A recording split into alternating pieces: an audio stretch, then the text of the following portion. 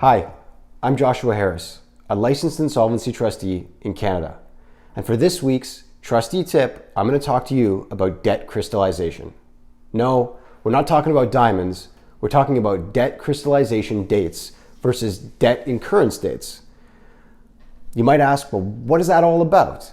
It's a good question, and it's a fairly complicated concept, but really, when we break it down, it can be very simple.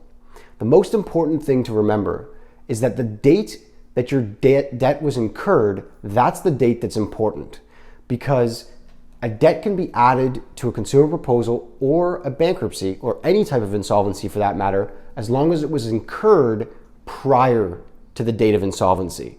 So let's say, for example, you have a vehicle and it gets repoed by the financing company.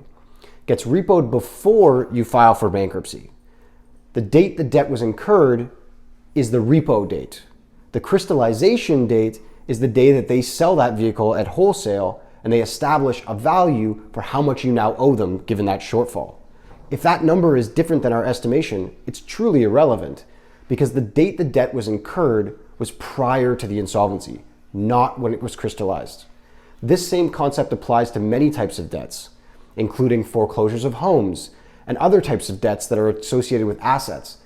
So, although it may seem like a complicated concept, the fact remains that as long as you incurred that debt prior to the date of insolvency, it will be included in your bankruptcy or proposal, not based on the date of crystallization or the amount of crystallization, but rather the date of incurrence. If you have any trouble with this concept, feel free to reach out to any of our trustees or estate managers to get more information for free about your situation.